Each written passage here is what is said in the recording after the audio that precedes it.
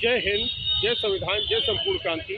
साथियों, हम आ चुके हैं गांधी प्रतिमा पर और हमारे साथ हैं जनता दल इंद कुमार गुजराल के राष्ट्रीय महासचिव माननीय भूचंद मिश्रा जी।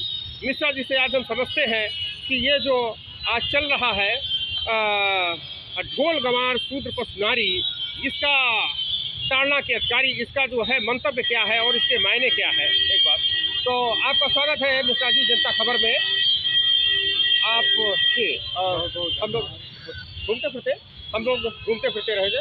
हम आपसे ये जानना चाहते हैं कि ये जो एक चल रहा है कि इस पर बड़ा बवाल किया गया, तो इसके पीछे क्या है, इसका जो है निहितार्थ क्या है, इसका क्या जो है मुख्य माना जाए। हाँ, मैं आपको पहले तो धन्यवाद दूंगा जी।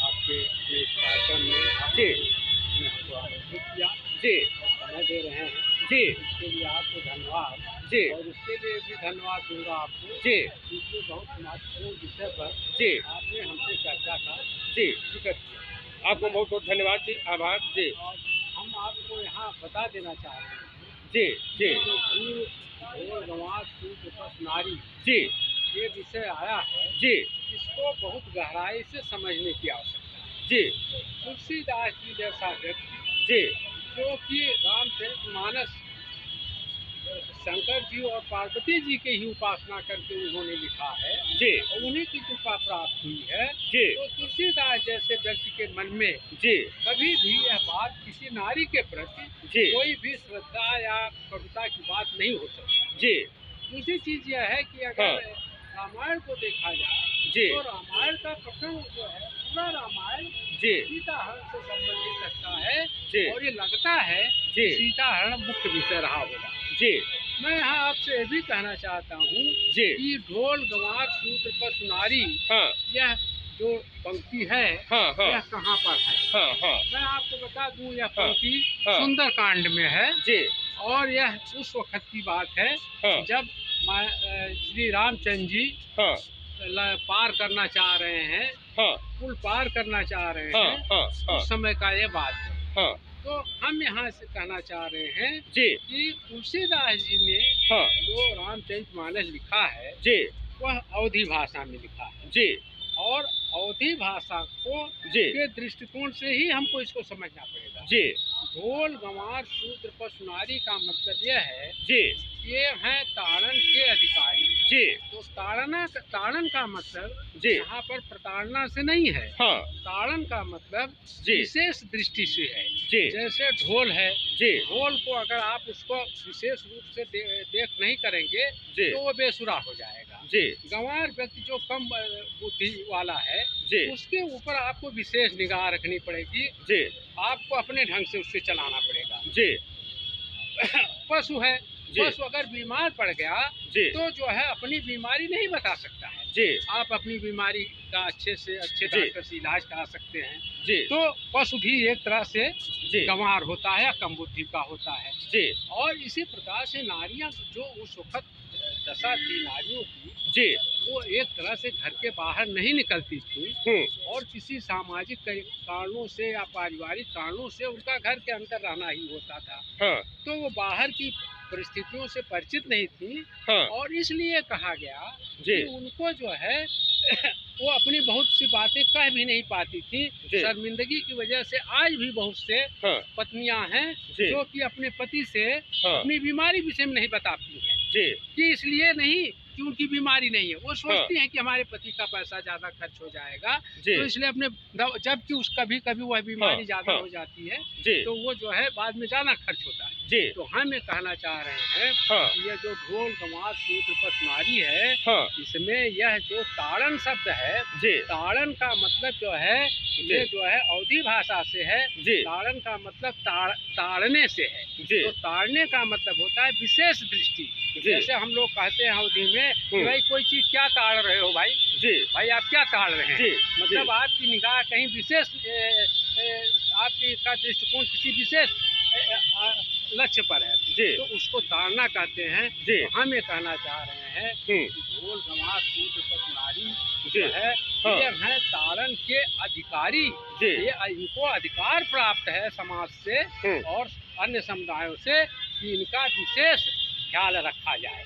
यह नहीं है कि समाज या समाज के लोग इनको प्रताड़ित करें, इनको अधिकार तो उसको होगा जिसको मिलना है। तो अधिकार लिखा गया है, ये हैं ताड़न के अधिकारी। अगर प्रताड़ना की बात होती तो अधिकार कैसे होता? इनको किसी को मार रहे हैं आप, उसका अधिकार कैसे है कि वो मार खा रहा है?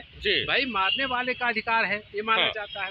तो अब सवाल ये है कि वो जो है ताड़न शब्द है, यहाँ पर ताड़न का विशेष रूप से जो है अर्थ निकालना चाहिए। ताड़न का शब्द है कि विशिष्ट अवलोकन, उनका जो है विशेष ध्यान रखा जाए। ढोल गंवार और शूद्र शब्द जो यहाँ आया है, शूद्र कोई किसी दलित जात या किसी अन्य पिछड़े समुदाय के लिए नहीं है। शूद्र का मतलब है स्वेदज से। शूद्र जो है ये स्वेदज शब्द का जो है अपभ्रंश है। स्वेदज का मतलब होता है जो पसीना बहा करके खाता है। शूद्र का मतलब यहाँ लेबर क्लास से है। तो लेबर क्लास का मतलब है उसकी विशेष सुरक्षा रखी जाए, उसके जो है वो मशीनों पर काम करता है, दुर्घटना हो सकती है, उसके वेतन कम मिलता है, उसके बच्चों को अच्छी शिक्षा नहीं मिल सकती है।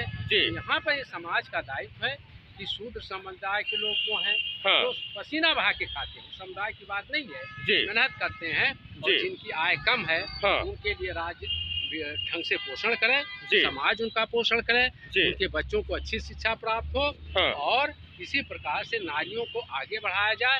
अभी भी आपने देखा होगा कि तमाम देशों में नारियों को मताधिकार नहीं प्राप्त है। और अभी आप देखें कि पूरी दुनिया में 20 देश ऐसे नहीं हो, 20 नाम ऐसा नहीं होगा अगर आप गिनाने लगे कि अगर आप प्रधानमंत्री और राष्ट्रपति का नाम गिनाने लगे तो 20 की भी संख्या नहीं पहुंचेगी। जबकि आजकल हम लोग कहते हैं हम लोग बड़े आधुनिक हो गए हैं, बड़े आगे हो गए हैं, तो अभी भी ये हाल है। कई देशों में तो मताधिकार का भी अधिकार नहीं है। तो तुलसीदास जी की ये जो चौपाई है यह जो है सकारात्मक संदेश देती है कि समुदाय को और खासकर जो है राज्य को इन चारों वर्गों का ध्यान देना चाहिए। आज बहुत सी प्रजातियां, जंतुओं की बहुत प्रजातियां खत्म हो जा रही हैं। जो है बैल नाम का जीव खत्म हो गया। बहुत से जो है जो जीव सामान्य रूप से पाए जाते थे तो अब विलुप्त श्रेणी में आ जा रहे हैं। तो इससे पर्यावरण पर भी बड़ा असर पड़ रहा है और इसका खामियाजा देर में चल करके मानव जाति को भुगतना पड़ेगा। इसलिए इस बात को नकारात्मक ढंग से ना लिया जाए, इस बात को सकारात्मक ढंग से लिया जाए। और यह जो तुलसीदास जी का यह कहना है ये जो है यह बिल्कुल इस संदर्भ में है। इसका अर्थ यह है कि समाज और राज्य इन चारों का विशेष ध्यान रखें और विशेष जो है सुविधा प्रदान करें और तरक्की करने में इन चारों समुदायों के, चारों लोगों के तरक्की में अपना पूरा सहयोग करें। हर तरह से इनको आगे बढ़ाया जाए, क्योंकि अभी भी समाज में जो समता और समानता का सिद्धांत है वो अभी पूर्णतः नहीं लागू हो पाया है।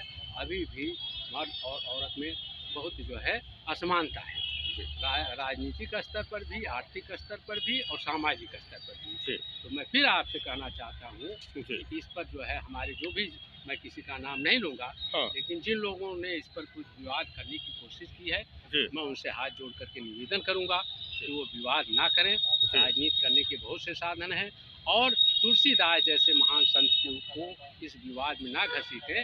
राजनीतिक लड़ाइयाँ राजनीतिज्ञों के बीच में होनी चाहिए, इसमें तुलसीदास जैसे संत महात्मा या रामचरितमानस का बीच में लाया जाना उचित नहीं है। तुलसीदास जी सबके हैं और तुलसीदास जी ही नहीं सबके हैं, तुलसीदास सबके हैं और सब लोग तुलसीदास जी के हैं। और तुलसीदास जी इस समाज को आगे बढ़ाना चाहते थे। अत्यंत गरीबी की अवस्था में उन्होंने जिस तरह से रामचरितमानस की रचना की, इतना अच्छा ग्रंथ दिया है। समाज को सुधारने के लिए, समाज को आगे बढ़ाने में रामचरितमानस का बहुत बड़ा योगदान है। रामचरितमानस एक धार्मिक ग्रंथ ही नहीं, एक पूर्णतः दार्शनिक और जो है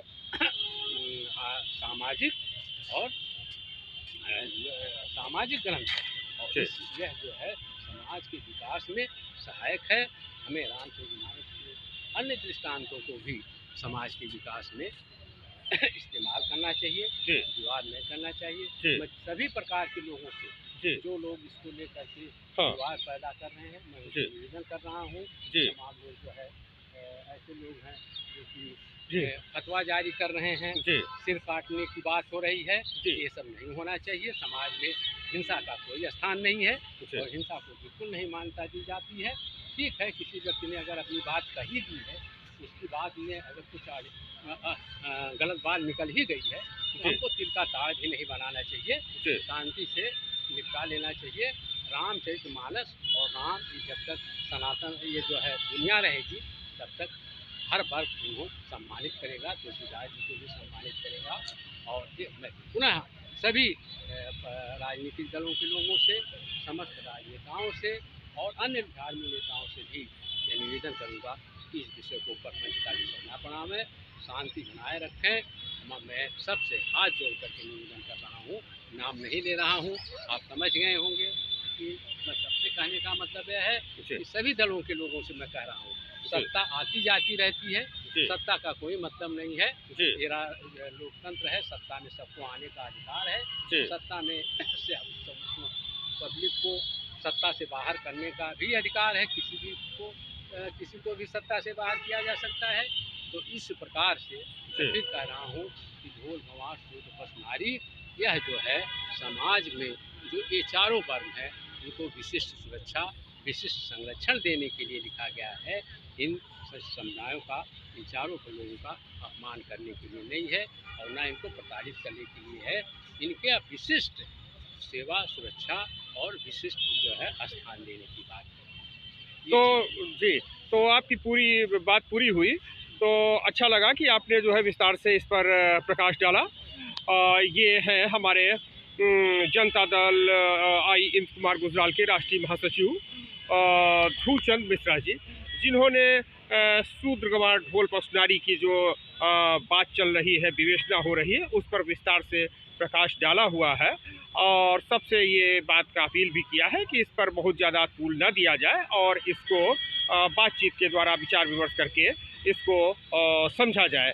तो इस प्रकार से, और चूंकि मिश्रा जी अवधी भाषा के अच्छे जानकार भी हैं, हिंदी संस्थान से भी जुड़े हुए हैं, हिंदी भाषा के लिए भी काम कर रहे हैं, हिंदी की विभिन्न भाषाओं पर काम कर रहे हैं और सिद्धार्थनगर जनपद जो उत्तर प्रदेश का हार्डकोर अवधी क्षेत्र है और पूर्वांचल से लगा हुआ क्षेत्र है, उस सिद्धार्थनगर से आते हैं। तो मैं समझता हूँ कि काफ़ी कुछ जानकारी हमारे दर्शकों को ध्रुवचंद मिश्रा जी के माध्यम से मिली हुई है। तो इसी के साथ आप सभी को बहुत बहुत धन्यवाद। जनता खबर की ओर से मैं एन प्रकाश बौद्ध, लखनऊ। धन्यवाद।